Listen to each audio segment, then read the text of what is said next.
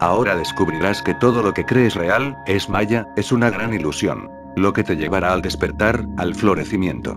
La manera correcta de hacerlo, se encuentra oculto en uno de los escritos más antiguos y místicos de la historia de la humanidad. Los Upanishads. Una parte de estos escritos, es el siguiente. La mente constantemente apuntando hacia eso, es la ofrenda.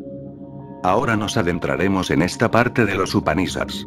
Primero que nada, y esto hay que tenerlo bien claro, la naturaleza misma de la mente es la libertad.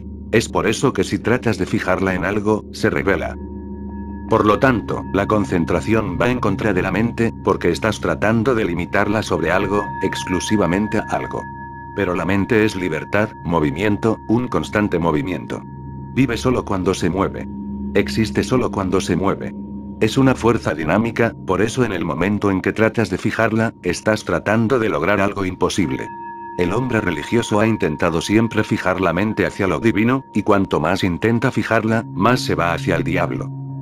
¿Has oído la historia cuando Jesús se encuentra con el diablo? El diablo no está en ningún lugar más que en el esfuerzo de Jesús por estar constantemente apuntando hacia lo divino. El diablo no existe. Ocurre tan solo cuando obligas a la mente a atarse a algo, crea el opuesto para poder moverse. Debes comprender la ley del efecto contrario. Con la mente, esta ley es fundamental. Intentes lo que intentes, lo contrario será el resultado.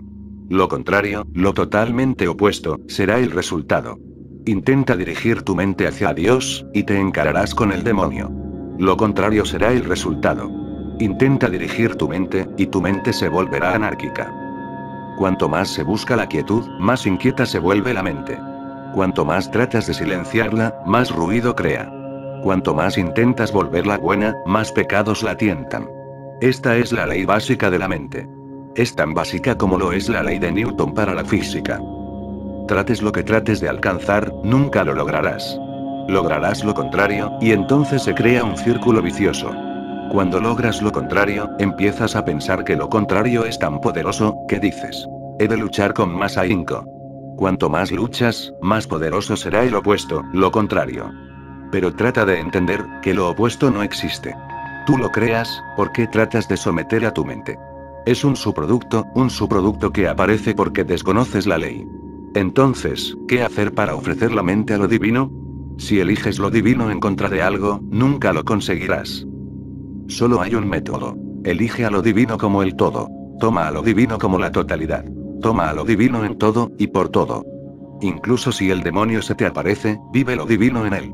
De este modo habrás hecho el ofrecimiento, y posteriormente el ofrecimiento puede continuarse, sin interrupciones, sin pausas, porque ahora ninguna pausa es posible. Por eso es por lo que los Upanishads no emplean la palabra Dios. Utilizan la palabra, eso. Pues en el instante en que pronuncias, Dios, se crea el demonio.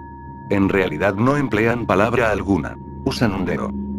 Dicen eso, y con este eso, lo incluyen todo. Todo, y por todo. Si eres capaz de concebir lo divino como el todo, entonces eres capaz de ofrecer. En caso contrario, se creará el opuesto. Ofrecerás a Dios, y la ofrenda irá a parar al diablo. Todas las religiones han encarado el problema, la dualidad. El cristianismo, el judaísmo, el islamismo. Todas las religiones surgidas de la India, han aceptado la dualidad. Han aceptado la dualidad de Dios, y el diablo. Por eso si analizas la historia de esas religiones, te darás cuenta de un fenómeno muy extraño. Jesús representa a Dios, pero el diablo también sigue tentándole. Y sea lo que Jesús representa, su iglesia representa lo opuesto, lo diametralmente opuesto. Por eso al cristianismo le preocupa poco Cristo. Más bien, el cristianismo es su enemigo, porque cualquier cosa que haya hecho la iglesia, no puede decirse que haya sido obra de Dios. Puede considerarse la obra del diablo. Pero esto se debe a la ley del efecto contrario. Una vez aceptas la dualidad, el opuesto será el resultado. Cristo predica el amor, y la iglesia representa el odio. Toda la historia de la iglesia, no es más que una larga guerra. Por eso Nietzsche está en lo cierto cuando afirma, el primer y el último cristiano murieron en la cruz. Después de Jesús, no ha habido otro cristiano. No obstante, San Pablo y otros cristianos, no son tan responsables de esto como aparentan serlo.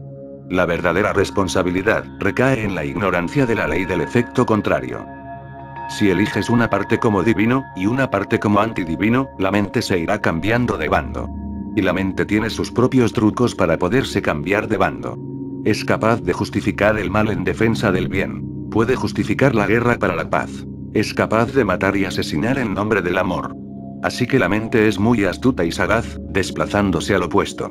Si escoges a Dios como algo aparte del mundo, o en contra del mundo, nunca serás capaz de ofrecer la mente. Y una ofrenda parcial, no es una ofrenda. Esto también debes recordarlo. Una ofrenda parcial está matemáticamente equivocada.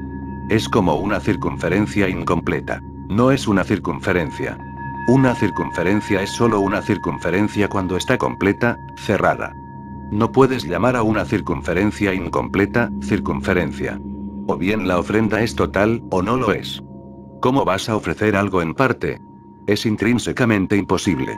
¿Cómo vas a amar parcialmente? O amas, o no amas. No hay compromiso posible. No hay posibilidad de grados en el amor. O lo hay, o no lo hay. Todo lo demás es puro engaño. El ofrendar es algo completo en sí mismo. Puedes renunciar, puedes entregarte, pero no puedes decir, me entrego en parte. ¿Qué quieres decir? Una entrega parcial significa que tú eres todavía el amo, y que puedes reconsiderarlo. La parte que has salvaguardado puede rectificar, mañana puede decir no. De modo que una entrega total, es aquella en la que nada es salvaguardado, nada es retenido, de tal manera que no puedes retroceder. No hay retroceso posible, porque no hay nadie que permanezca al margen, y pueda retroceder. Así el ofrecimiento es total.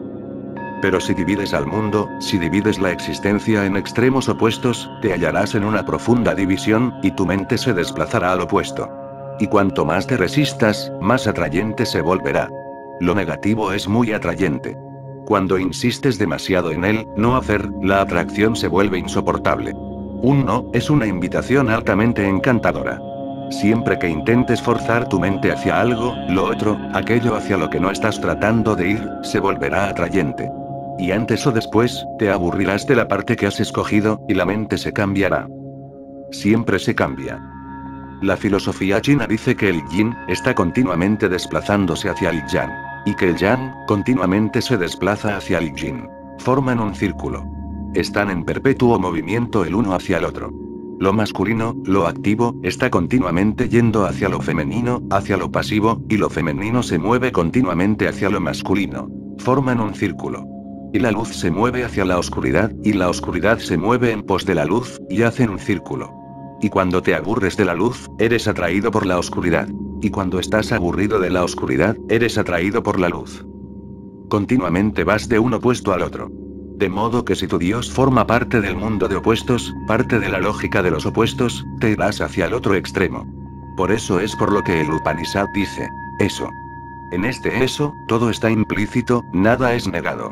Los Upanishads tienen un concepto muy a favor de la vida, una filosofía muy a favor de la vida. Y en cambio, los seguidores del jainismo, niegan la vida. Afirman que este mundo es pecado, así que, debes abandonarlo, renunciar a él. A menos que renuncies a él totalmente, no podrás alcanzar lo divino. Así que lo divino se vuelve algo que puedes alcanzar solo si pones ciertas condiciones. Si renuncias al mundo. Este es un requisito fundamental. Para los budistas también este es un requisito fundamental. Ellos dicen, debes renunciar a todo. Debes elegir la muerte. La muerte, no la vida, ha de ser la realización. Debes esforzarte para no nacer de nuevo. La vida no tiene valor alguno, carece de valor. Existe en función de nuestros pecados. Es un castigo, y de alguna forma, has de escaparte, no has de nacer de nuevo. Pero a los Upanishads no les preocupa para nada este tema.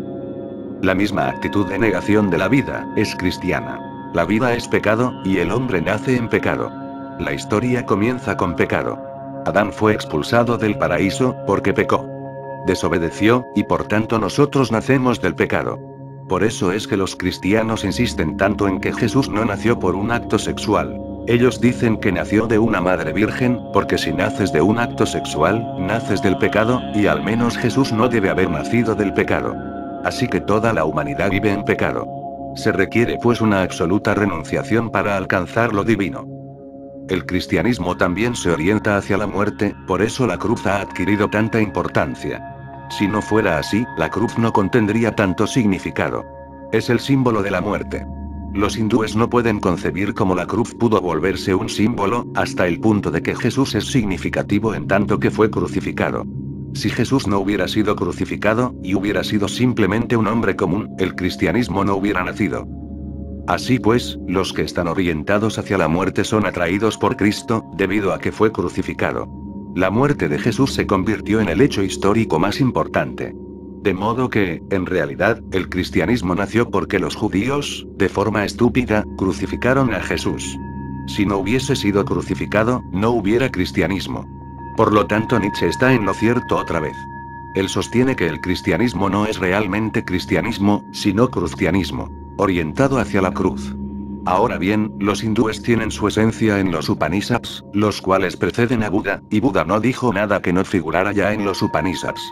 Estos afirman la vida, la afirman totalmente.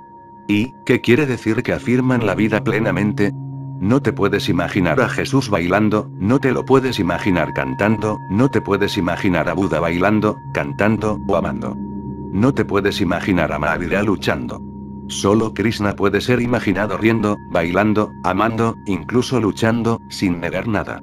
Toda la vida es divina, así que escoger a Dios, no es renunciar al mundo. Elegir a Dios, significa escoger a Dios utilizando al mundo, no en contra del mundo. Este es el significado de eso. Y cuando eliges a Dios, estando a favor del mundo, no en oposición al mundo, no hay oposición alguna en tu vida. Solo entonces puedes escapar de la ley del efecto contrario. Cuando eliges eso, a través de esto, entonces no hay oposición, no hay polaridad. Y cuando no hay polaridad, la mente carece de un lugar al que ir. No es que esté atada, no es que sea esclava, no es que la hayas forzado a permanecer ahí. Ahora no tiene dónde moverse. El opuesto no existe.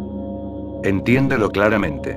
Cuando el opuesto no existe, la mente es libre para moverse, aunque no se mueve, porque, ¿a dónde puede irse? Si se puede mover, se moverá pues el moverse es su naturaleza. Y si creas la dualidad, se desplazará al opuesto, se rebelará contra ti. Si no hay dualidad, si el opuesto no existe, y has incluido al opuesto en lo divino, entonces, ¿a dónde va a ir la mente? Se mueva donde se mueva, solo puede ir a eso. Por lo tanto, si Krishna baila con una chica, baila con lo divino, porque la chica no está excluida, lo divino no está en contra de la chica. Si lo divino estuviera en contra de la chica se convertiría en el diablo.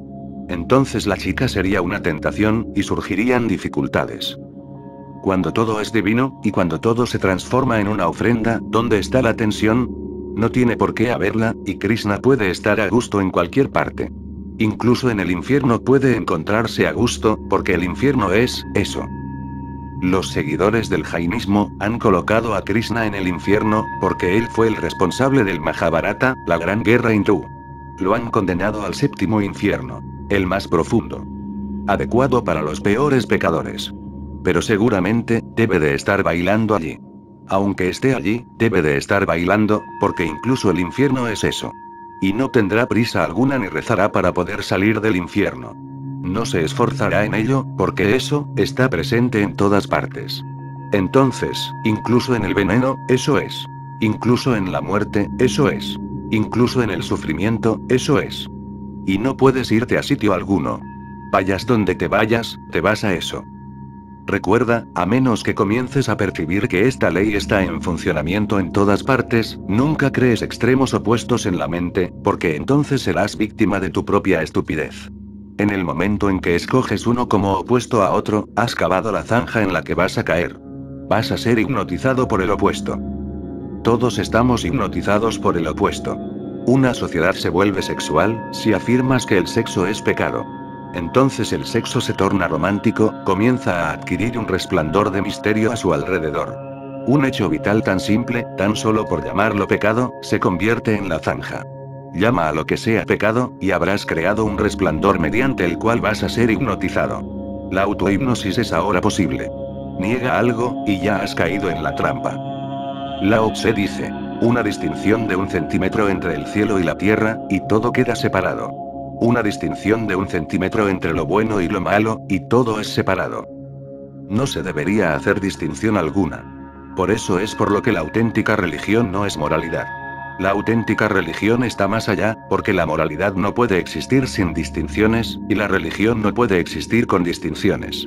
La moralidad no puede existir sin crear el otro. Depende de la división en opuestos. El bien y el mal, y así sucesivamente. Así que Dios y el demonio no son parte de la religión, sino de la moralidad. El concepto de Dios como opuesto al mal, al diablo, a Satán, no es en realidad un concepto religioso. Es un concepto moral. Cuando por primera vez fueron traducidos los Upanishads a las lenguas occidentales, los eruditos se hallaron desconcertados, porque no aparecía nada similar a los 10 mandamientos, que dicen, haz esto, y no hagas esto otro. No había nada como los 10 mandamientos, y sin los 10 mandamientos, ¿cómo puede existir una religión? Occidente no podía imaginárselo.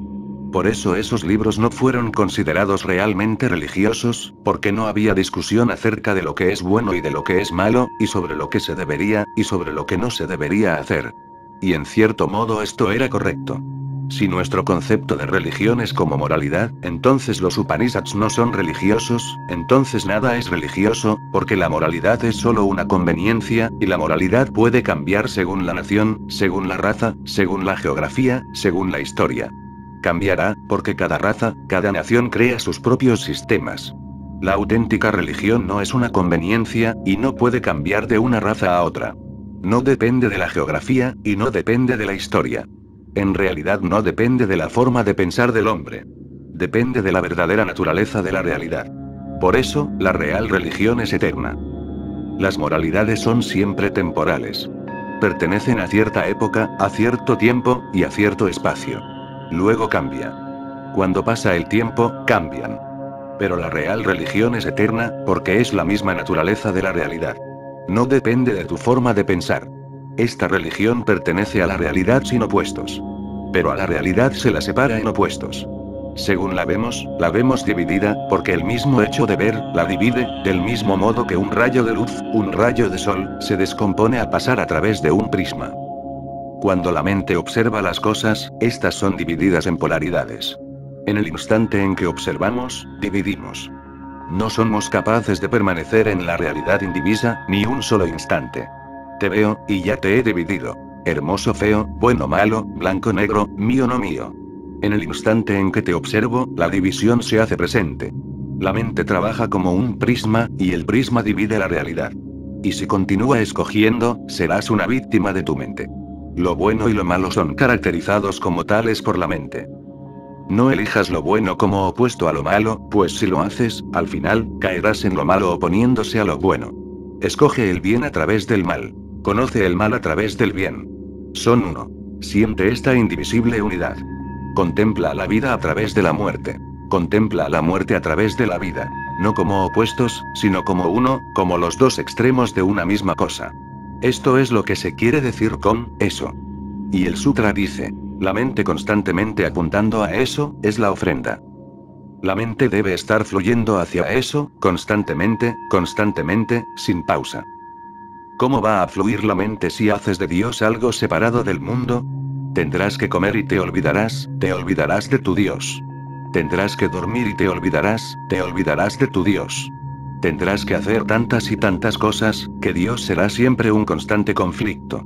Por eso una religión que viva con Dios en oposición al mundo, crea mucha angustia, y las mal llamadas personas religiosas, no es que estén constantemente esforzándose hacia Dios, sino que simplemente están esforzándose, en tensión. Viven en angustia. Todo se vuelve en contra de Dios, de modo que la angustia hace su aparición. ¿Cómo van a ser capaces de reír? ¿Cómo van a poder cantar? Todo se queda en un querer y no poder. Donde quiera se dirijan para descubrir a Dios, algo aparece como un obstáculo. El mundo entero se vuelve un enemigo. Los amigos no son amigos. Se quedan a medias, se vuelven enemigos. El amor se convierte en veneno, porque se queda a medias. Todo se convierte en un obstáculo. Eres obstaculizado desde todas partes. ¿Cómo vas a poder vivir en paz? No puedes. Incluso un simple hombre, un hombre del mundo es capaz de vivir más en paz que tú. Si tu Dios está en oposición al mundo, no puedes vivir en paz. Te hallarás en constante tortura. Desde luego, cuando la tortura es autoimpuesta, el ego se siente halagado y reforzado, y por este motivo disfrutas con ello. Y cuando alguien comienza a disfrutar con sus autoimpuestas torturas, es que está loco. No está en sus cabales. Te puedes convertir en un mártir de tu propia estupidez, y puede que incluso otros te veneren, porque hay gente que se siente muy feliz cuando alguien se tortura a sí mismo. Disfrutan. Son sádicos, y tú te vuelves un masoquista. Te torturas a ti mismo. Eres capaz de torturarte a ti mismo sin descanso, y te torturarás a ti mismo cuando todo el mundo esté en contra de Dios. Entonces la vida será una constante tortura. Todo es pecado, y todo creará culpa y miedo y ansiedad, y te verás envuelto constantemente en el caos. Te torturarás a ti mismo, y te volverás un masoquista. Y siempre que hay un masoquista, los sádicos hacen su aparición, y lo veneran. Hay gente que se siente bien cuando alguien está sufriendo. Les gustaría hacerte sufrir, pero tú les has ahorrado el problema. Te estás torturando a ti mismo. Ellos se sienten bien. De modo que de cada 100, 99 santos están simplemente enfermos, existencialmente enfermos, son masoquistas. Puedes venerarlos, pero te llevarán al infierno. Y en esto no consiste la religión. La auténtica religión consiste esencialmente en crear una vida extática, una vida que sea una bendición, un gozo absoluto. ¿Cómo se relaciona esta ansiedad con el gozo? Son extremos opuestos. Los Upanishads dicen: ofrece tu mente a eso, mediante esto, a través de cualquier medio. No crees obstáculo alguno, no crees el opuesto. Sea lo que sea que es eso. Y, en verdad, un milagro sucede. Cuando contemplo el bien a través del mal, el mal desaparece. Cuando digo que contemplo eso, a través de esto desaparece. Se vuelve transparente, y solo eso permanece. El mundo deja de estar allí, pero somos aún incapaces de ver. Por eso es por lo que el místico Shankara afirmaba que el mundo es una ilusión. El decir ilusión, o maya, no significa que el mundo no exista. Solo significa que el mundo no es una realidad, sino una imagen. Si eres capaz de observarlo en profundidad, Dios se revela, y el mundo desaparece. Si no eres capaz de ver eso, el mundo se vuelve mucho más real. Esta realidad emerge, porque eres incapaz de atraer lo real. En el instante en que encuentras lo real, el mundo desaparece. No significa que dejen de existir las casas, las naciones, que no vaya a haber carreteras. No, esto no es lo que significa. Cuando Shankara dice que el mundo es una ilusión, y que desaparece. Cuando eso es revelado, no significa que desaparezca como un sueño, no. Desaparecerá en un sentido diferente. Desaparecerá cuando lo oculto sea revelado, cuando la totalidad sea revelada. La psicología cambia. Bajo un nuevo modelo empiezas a ver diferente. El mismo árbol es, para un leñador, una cosa, y el modelo, la psicología para un pintor, es otra cosa distinta. Para un leñador puede que el verdor no exista, porque solo se fija en la madera, en la textura de la madera, en si puede ser empleada en hacer muebles, o no. Esta mente tiene una psicología, según este modelo, puede que el árbol no sea verde. Puede que él no haya contemplado su verdor. Un pintor se halla en sus proximidades. Para él, el árbol es verde, y me pregunto si sabes que cuando un pintor mira un árbol, no ve solo verde, porque existen miles de tonalidades distintas del verde. Cuando los ves, por lo general, todos los árboles son verdes, pero no hay dos verdes que se parezcan entre sí. Dos verdes son dos colores. Cada verde tiene su verdor propio. De modo que, para un pintor, no existe solo un verde. Hay un verde A, un verde B, un verde C, muchas tonalidades, muchas individualidades. Un amante que está triste, que ha perdido a su amada, puede que no se percate del árbol. El verde puede parecerle muy triste, y se le presentará con diferentes colores y tonalidades. No será capaz de percibir su textura, o puede incluso que el árbol le recuerde el cuerpo de su amada, no la textura del árbol. Y un niño jugando allí, y un viejo muriéndose allí, contemplarán una misma realidad. Sus psicologías serán distintas. Surgirá un árbol distinto, habrá allí un árbol distinto. Pero un Shankara ve solo eso, y no el árbol. Ni la textura del árbol, ni su verdor, ni la tristeza del amante, ni la alegría del niño, ni la pesadumbre del moribundo, nada. Entonces el árbol se vuelve transparente. En una nueva psicología el árbol desaparece, y Dios es revelado. Esto es lo que quiero decir cuando digo observa, descubre, indaga por todas partes en busca de eso. Y cuando comiences a percibir a eso, por todo, tu mente no podrá moverse. El opuesto no existirá. Entonces surge la ofrenda. Entonces has sido, entonces has dado. No eres capaz de darte a ti mismo. Solamente puedes entregar tu mente, porque tú puedes desprenderte de tu mente. Tú estás en eso, pero no tu mente. Y tú eres libre. La elección es tuya. Así que tú serás el responsable, nadie más. La responsabilidad es tuya, por lo tanto ser o no ser religioso, es tu decisión. No te pierdas en lo innecesario. En si Dios existe o no existe. Es tu decisión. No tiene sentido el discutir si hay o no hay Dios. Es tu decisión. Puedes decir que no existe, pero diciendo esto, niegas una realidad mayor, y el camino a ella. Puedes afirmar que existe, y diciéndolo, te estás abriendo a una más grande realidad. Esto no puede ser probado. Si él existe o no existe. No puede ser probado como hecho científico, porque si fuera probado, no existiría la libertad. Entonces la ofrenda sería imposible. Si se convierte en un hecho tan vulgar como cualquier otro, si se convierte en un hecho como lo es la Tierra, el Sol, o la Luna, si se convierte en un hecho ordinario, objetivo, entonces no serás libre de elegir. Por eso Dios no se convertirá nunca en un hecho científico, y no podrá probarse si existe o no. Solo se puede decir esto. Él es irrelevante. Es tu elección la que cuenta. Tanto si Dios es, como si no es, no tiene importancia. No vale la pena ni discutirlo. Lo básico, lo importante es que si eliges te vuelves diferente, y si no eliges también te vuelves diferente. Todo depende de ti. Depende de ti, el que desees una existencia que sea puro miedo y temblor, pura angustia y muerte, un largo sufrir, o bien desees un gozo, una apertura momento a momento hacia un gozo cada vez mayor. De modo que la pregunta no consiste en si Dios existe, o no. La pregunta consiste en si tú quieres ser transformado y transportado a otra existencia. Y eso siempre será tu elección. Si todo el mundo afirma que Dios existe, y yo lo niego, puedo seguir negándolo, y nadie podrá obligarme a cambiar. Por eso es por lo que es una ofrenda. Es un ofrecimiento. Puedes ofrecer, o puedes retener. Tú ya te has ofrecido, así que este no es el tema. Pero tu mente no ha sido ofrecida, y este es el enigma. Que vives en eso, pero sufres. Tú estás en eso, pero sufres. ¿Por qué? Porque tu mente no está en eso. Y, en realidad, es tu mente la que sufre, no tú. Tú nunca has sufrido, nunca podrás sufrir. Nunca has muerto, no puedes morir. Pero tu mente sufre, tu mente muere y muere y sufre, y sigue sufriendo al punto en el que siempre has estado. Realizarás eso que es tu naturaleza. Cuando Buda alcanzó la iluminación, se le preguntó, ¿qué es lo que has alcanzado? Buda dijo, no he alcanzado nada, solo aquello que ha estado en mí siempre. Más bien, al contrario, me he desprendido de algo. No he alcanzado nada. He perdido la mente que estaba en mí, y he alcanzado eso que estuvo siempre conmigo, pero que debido a esa mente, no podía penetrar, no podía verlo. Es tu elección. La pantalla de la realidad es nuestra elección. El ocultar la realidad es la mente. Esta vida de miseria, lo es por decisión nuestra, y nadie más es responsable. Y tú puedes continuar durante vidas junto a ella. Has seguido así, y puedes seguir junto a ella durante vidas enteras. Y nadie podrá separarte, y nadie podrá tirar de ti, porque esta es tu libertad.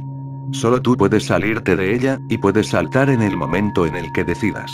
Así que no pienses más en términos tales como, al haber estado viviendo durante tantas vidas en esta ignorancia, ¿cómo voy a salirme de ella en un instante? Puesto que he vivido tantas y tantas vidas en ignorancia, ¿cómo lo voy a hacer? Eres capaz de salirte en cualquier instante, porque todas esas vidas fueron tu elección. Cambia la elección, y todo cambiará. Es algo así. Si en esta habitación ha habido oscuridad durante muchos años, dirás, ¿cómo voy a poder encender una vela en este mismo instante? Ha estado tan oscuro durante tanto tiempo. Durante años ha estado oscuro, ¿cómo va a dispersar la oscuridad en un instante una vela encendida? Tendremos que esforzarnos durante años y años, y la vela tendrá que luchar también durante años y años. Solo entonces podrá ser dispersada la oscuridad, porque la oscuridad tiene un pasado, tiene una historia. Tiene un profundo arraigue. La oscuridad no tiene tiempo. Tiene solo duración. Por duración quiero decir que no se va apilando, así que no puede adquirir espesor. Un instante de oscuridad tiene el mismo espesor que un año, o un siglo de oscuridad. No puede engrosarse más. No puede acumularse, y no se acumula a cada instante que pasa. No puede volverse tan gruesa y tan densa que una luz de una vela no pueda penetrarla. Permanece la misma. Solo tiene duración, una simple duración, sin que vaya adquiriendo grosor. La ignorancia es simplemente como la oscuridad. Solo tiene duración. Puedes permanecer en ella por siglos, por milenios, y simplemente en una decisión instantánea deja de estar ahí. Es como la luz. En el instante en que la luz se hace presente, la oscuridad deja de estar allí. Y la oscuridad no puede decir, esto no es como debería ser. He estado aquí durante muchos siglos, y esto no es lo correcto. He permanecido aquí, y he tomado posesión de este lugar. Se ha vuelto mío. No puede decir nada. Cuando la luz aparece, la oscuridad simplemente desaparece. De este modo llega a la iluminación, llega el ofrecimiento. Eres capaz de ofrecer en cada momento. Tú decides. Pero la ofrenda debe ser total, y solo puede ser total, si no divides la realidad. Afirma la vida como divina, afirma ambos extremos opuestos como eso. Entonces, te muevas, o no te muevas, no puedes ir a ninguna parte. O, donde quiera que vayas, te encontrarás eso. Esto es una mente apuntando continuamente, y esto, dice el Upanishads, es la única ofrenda. Todo lo demás son falsos sustitutos.